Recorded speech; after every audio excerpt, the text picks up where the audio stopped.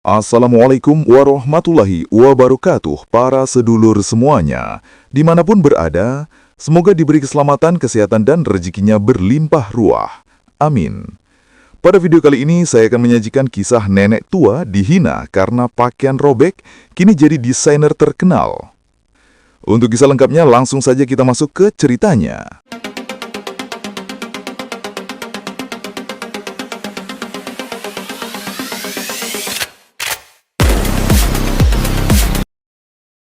Namaku Murni, usia 68 tahun. Tanganku sudah mulai bergetar. Mataku tak lagi setajam dulu. Tapi aku masih punya satu hal yang tak pernah pudar. Cinta pada jahitan. Setiap pagi, aku duduk di kursi kayu tua di depan rumah kecilku. Menjahit pakaian orang kampung. Suara mesin jahit jadul itu sudah seperti musik bagiku. Krek, krek, krek, menandakan hari baru, rezeki baru. Aku hidup sederhana bersama anakku, Sinta. Satu-satunya keluarga yang kupunya. Suaminya sudah lama meninggal, dan aku berusaha sekuat tenaga agar Sinta tak kekurangan apapun. Walau begitu, hidup kami jauh dari kata mudah. Rumah kami berdinding bambu. Atapnya bocor di sana-sini. Bajuku selalu tambal sulam. Bukan karena aku tak bisa membuat baju baru, tapi karena kainnya terlalu mahal. Namun aku selalu percaya, keindahan tidak harus baru, asal dibuat dengan hati yang tulus. Setiap kali aku lewat di jalan kampung, anak-anak sering berbisik, "Itu tuh nenek Murni, bajunya robek lagi." Aku tersenyum saja. Tak perlu marah. Aku tahu mereka hanya anak-anak yang belum mengerti arti perjuangan. Tetanggaku Bu Wati sering menggodaku juga. "Nek Murni, kalau bajunya robek, jahit di tukang jahit lain aja. Malu, masa penjahit bajunya bolong?" Kata-katanya menusuk. Tapi aku menahannya dalam diam. Aku hanya menjawab pelan. "Tak apa, Bu. Kain robek pun kalau dijahit dengan sabar bisa jadi indah." Dalam hati aku berbisik, begitu pula hidupku. Sore hari aku sering melihat langit jingga di ujung sawah. Di sana aku membayangkan hal-hal kecil. Bagaimana rasanya jika suatu hari orang memakai pakaian buatanku dengan bangga? Aku tahu mimpiku terlalu tinggi untuk seorang nenek miskin sepertiku. Tapi entah kenapa, tangan ini tak pernah berhenti ingin menciptakan sesuatu. Setiap potongan kain bekas yang kutemukan di pasar, aku kumpulkan.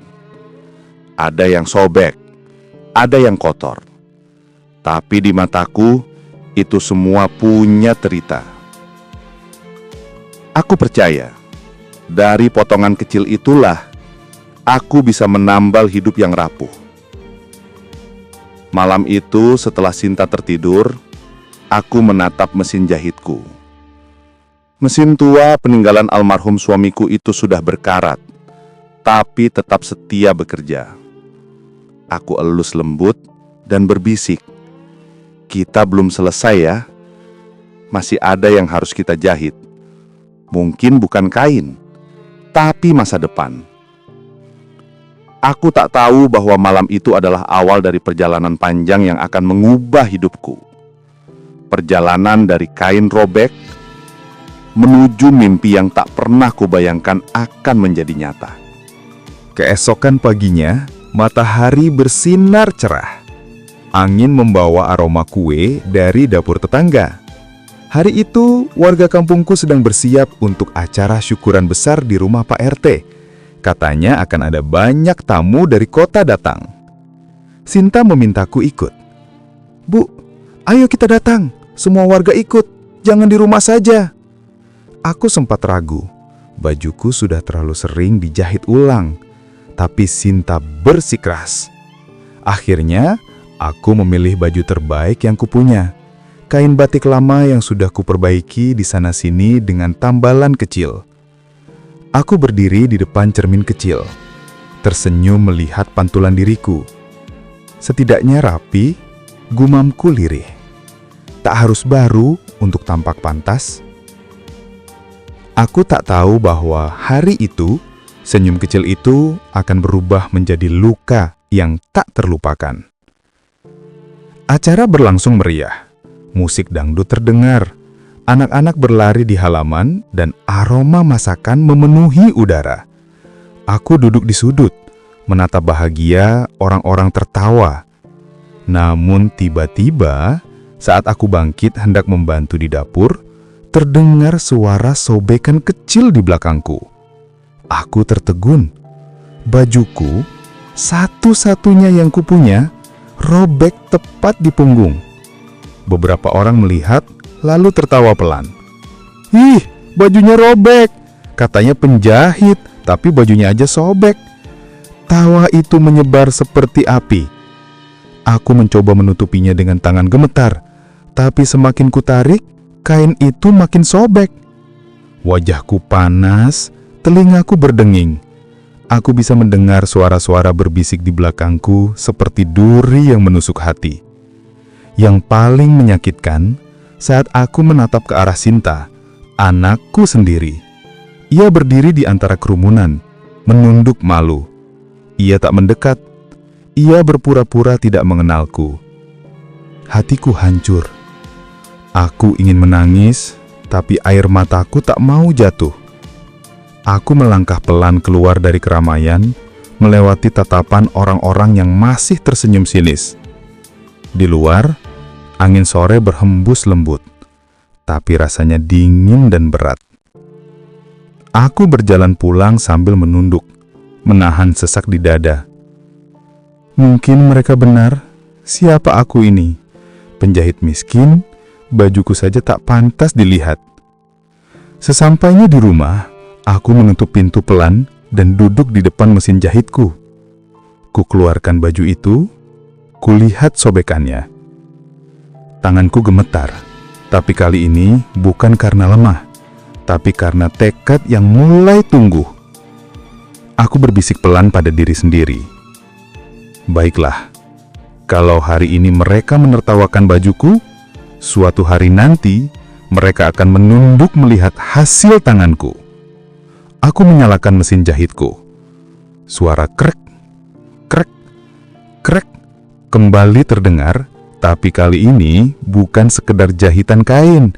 Itu adalah suara awal dari kebangkitanku. Malam itu, aku menjahit tanpa henti.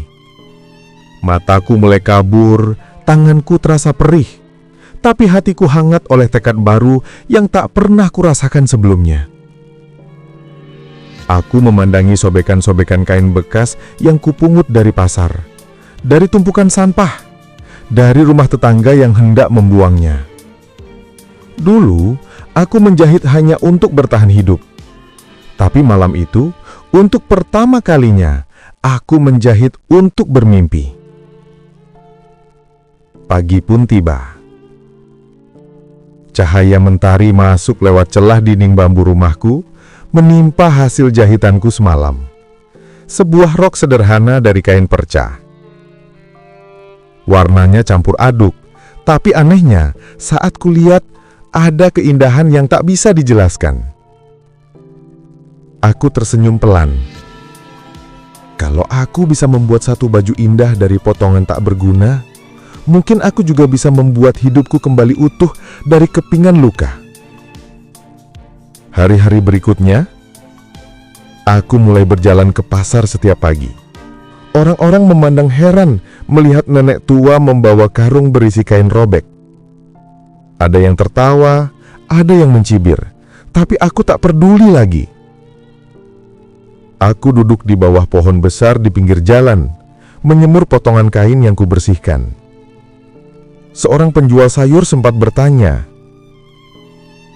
"Nek, buat apa kumpulin kain jelek begitu?" Aku hanya tersenyum.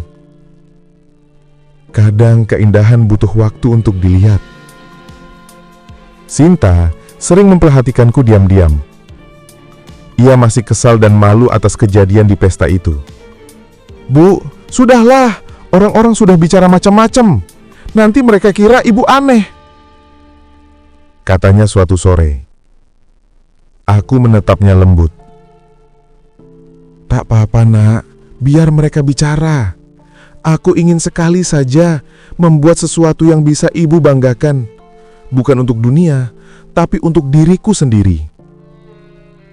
Ia terdiam. Ada raut iba di matanya, tapi juga kebingungan. Malam demi malam berlalu. Aku terus menjahit dari potongan kain bekas. Kadang mesin jahitku macet, kadang benangnya tusut, tapi aku tak pernah menyerah. Di setiap jahitan, aku membayangkan seseorang memakai karyaku dengan bangga. Aku bayangkan tawa mereka. Bukan tawa yang menghina, tapi tawa kagum. Aku tak tahu bagaimana caranya mencapai impian itu. Aku tak punya uang, tak punya koneksi, tak punya apa-apa. Yang kupunya hanya jarum, benang, dan hati yang tak mau menyerah. Sampai suatu hari, saat aku sedang menjemur baju hasil jahitan di depan rumah, sebuah mobil berhenti di jalan kampung. Dari dalamnya, turun seorang wanita muda berpakaian modis. Ia menatapku dengan tatapan aneh, antara heran dan geli. "Nenek, baju ini karya nenek?" "Iya, Nak. Dari kain sisa," jawabku lembut. Wanita itu tersenyum tipis dan berbisik pada temannya. "Lucu ya, ada yang masih percaya bisa hidup dari kain bekas." Mereka pergi sambil tertawa kecil. Aku menatap punggung mereka dengan mata berkaca-kaca, tapi senyumku tak hilang. Karena di dalam hatiku aku tahu, setiap ejekan hari ini hanyalah benang yang akan menjahit masa depanku. Sampai suatu hari, saat aku sedang menjemur baju hasil jahitan di depan rumah, sebuah mobil berhenti di jalan kampung. Dari dalamnya turun seorang wanita muda berpakaian modis. Ia menatapku dengan tatapan aneh antara heran dan geli. "Nenek, baju ini karya nenek?" "Iya, Nak. Dari kain sisa," jawabku lembut. Wanita itu tersenyum tipis dan berbisik pada temannya. "Lucu ya, ada yang masih percaya bisa hidup dari kain bekas." Mereka pergi sambil tertawa kecil. Aku menatap punggung mereka dengan mata berkaca-kaca. Tapi senyumku tak hilang. Karena di dalam hatiku, aku tahu, setiap ejekan hari ini hanyalah benang yang akan menjahit masa depanku. Hari berganti, minggu berlalu. Hasil jahitanku mulai menumpuk. Ada rok, baju, dan selendang yang kubuat dari potongan kain bekas warna-warni. Setiap helai benang terasa seperti bagian dari hidupku. Sederhana, tapi penuh makna. Namun, tumpukan itu tak menghasilkan apa-apa. Tak ada yang mau membeli, tak ada yang peduli. Sampai suatu pagi, aku menatap baju-baju hasil karyaku dan berkata pada diri sendiri, "Murni, kalau kamu mau dilihat dunia, kamu harus berani melangkah ke dunia itu." Hatiku bergebar. Aku belum pernah pergi ke kota besar sendirian. Tapi hari itu, aku memberanikan diri membawa 3 potong baju terbaikku ke sebuah butik terkenal yang sering kudengar dari cerita tetangga, Butik Nadia. Begitu sampai di sana, aku merasa seperti berada di dunia lain. Bangunannya megah, kaca-kacanya berkilau, dan di dalamnya semua orang berpakaian indah. Aku menatap ke bawah, melihat bajuku yang tambal sulam, tapi aku menegakkan punggung. Aku melangkah masuk dengan senyum kecil. Di balik meja, seorang wanita muda cantik menatapku heran. Iya, ada perlu apa, Nek?" "Saya ingin memperlihatkan hasil jahitan saya. Siapa tahu bisa dijual di sini," jawabku hati-hati. Wanita itu menatapku sejenak, lalu tertawa pelan. Nenek ini lucu ya. Butik ini hanya menerima rancangan desainer profesional, bukan kain dari pasar. Suasana jadi hening. Beberapa karyawan menoleh dan ikut tersenyum mengejek. Hatiku terasa perih, tapi aku tetap membuka tas dan mengeluarkan satu bajuku. Ya, saya tahu ini tak sempurna, tapi saya menjahitnya dari hati, Nak. Coba saja dilihat. Wanita muda itu, belakangan ku tahu namanya Nadia, mengambil baju itu dan menatapnya sekilas. Ini, dari kain perca? Iya, Nak. Bagus sih. Untuk mainan anak-anak mungkin? Ia meletakkannya di meja begitu saja dan memanggil pegawai lain, seolah aku tak ada di sana. Aku menunduk, memeluk baju itu kembali, dan perlahan keluar dari butik itu. Setiap langkah rasanya berat. Mataku panas, tapi aku menahan air mata.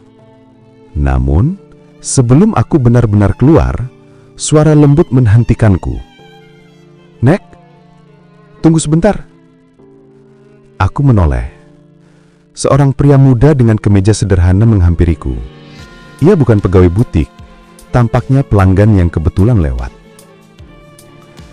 Tadi saya lihat, boleh saya lihat lagi baju yang nenek bawa? Aku menyerahkan baju itu dengan hati-hati. Ia memperhatikan setiap jahitan dengan seksama. Ini unik sekali. Kainnya sederhana, tapi cara nenek menyusunnya punya karakter, seperti ada cerita di tiap potongan. Aku hampir tak percaya ada seseorang yang benar-benar melihat hasil tanganku. Nama nenek siapa? Murni, Nak. Saya Raffi. Saya punya butik kecil, bukan sebesar ini, tapi kalau nenek mau, saya ingin menampilkan karya nenek di tempat saya. Aku terdiam. Rasanya seperti mimpi. Setelah sekian lama ditertawakan, ada seseorang yang melihatku bukan dari bajuku, tapi dari nilai dalam setiap jahitanku. Saat aku pulang sore itu, matahari sudah condong ke barat. Angin membawa aroma sore yang menenangkan. Aku menatap langit dan berbisik pelan. Terima kasih Tuhan, mungkin ini awal dari sesuatu yang baru. Aku tak tahu bahwa di balik kesempatan itu, ujian yang lebih besar sudah menungguku. Dan kali ini, bukan sekedar ejekan, tapi pengkhianatan yang akan menguji ketulusanku. Hari-hari setelah pertemuanku dengan Raffi terasa berbeda. Untuk pertama kalinya dalam hidup, aku merasakan semangat baru yang belum pernah kurasakan sebelumnya. Raffi memberiku ruang kecil di butiknya untuk mencoba menjual beberapa karyaku. Ia memperkenalkanku pada beberapa pelanggan. Awalnya tak banyak yang tertarik, tapi setiap kali mereka melihat detail jahitanku, potongan kain yang berbeda warna tapi berpadu indah, mereka selalu berkata, "Aneh, tapi ada sesuatu yang menenangkan di sini." Aku tersenyum setiap kali mendengar itu. Bagi orang lain mungkin kecil, tapi bagiku itu lebih berharga dari uang. Suatu hari, butik kecil Raffi mulai ramai. Salah satu pelanggannya ternyata mengenal desainer besar dari kota, Nadia, wanita yang dulu menertawakanku. Ia datang ke butik itu dengan pakaian mewah dan wangi parfum yang tajam. Saat melihatku, ia sempat tertegun sejenak. Nenek Murni, yang dulu datang ke butik saya bukan?" Aku tersenyum pelan. "Iya, Nak. Terima kasih waktu itu sudah mau melihat jahitanku." Ia hanya tersenyum tipis. Lalu matanya berpindah pada baju-baju yang kugantung di dinding. Ia memandangi lama, menyentuh satu di antaranya. Ini desainnya unik sekali," katanya. Suaranya terdengar berbeda. "Terima kasih. Itu yang paling kusukai. Kuberi nama Harapan Perca."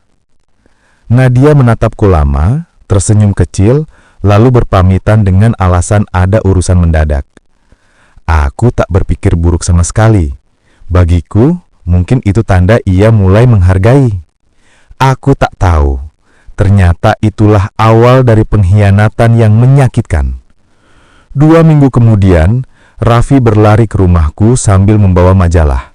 Wajahnya tegang. "Nenek Murni, lihat ini." Atu mengambil majalah itu dengan tangan gemetar.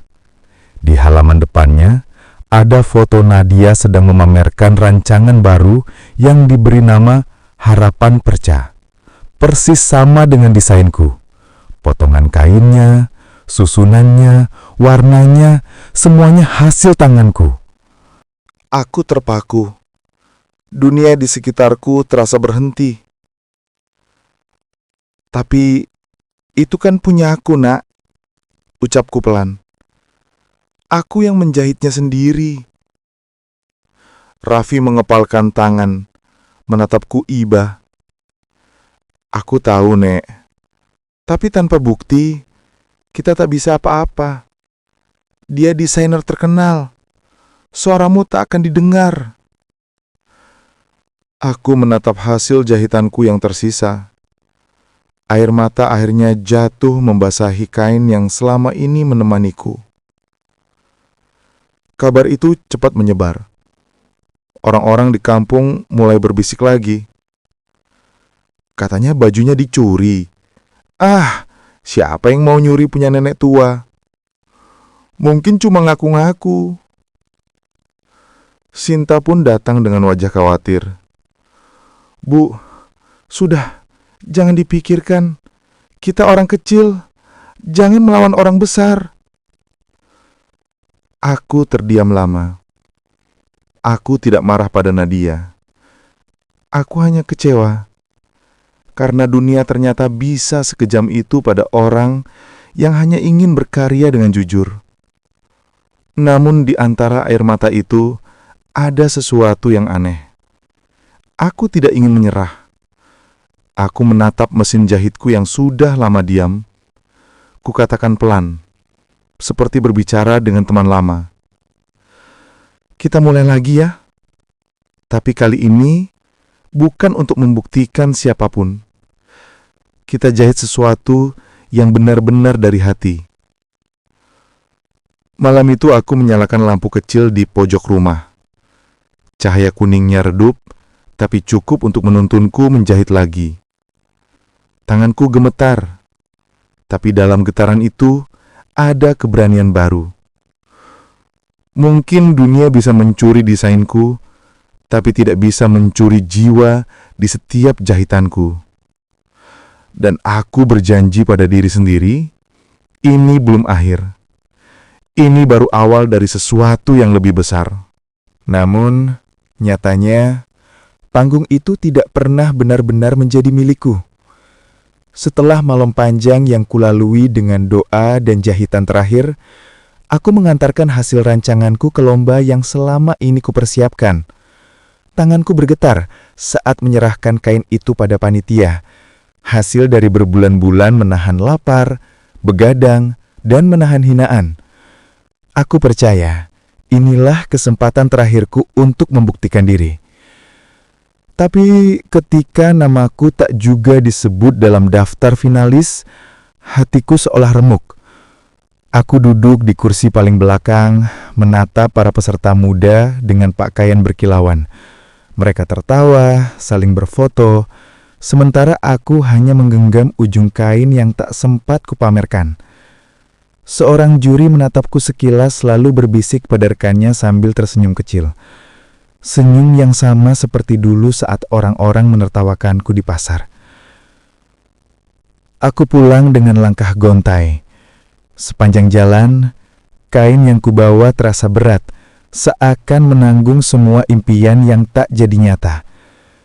Di rumah, aku menatap mesin jahit tua yang dulu menjadi sahabatku. Aku ingin berhenti. Aku ingin menyerah. Namun, malam itu sesuatu di dalam diriku menolak diam.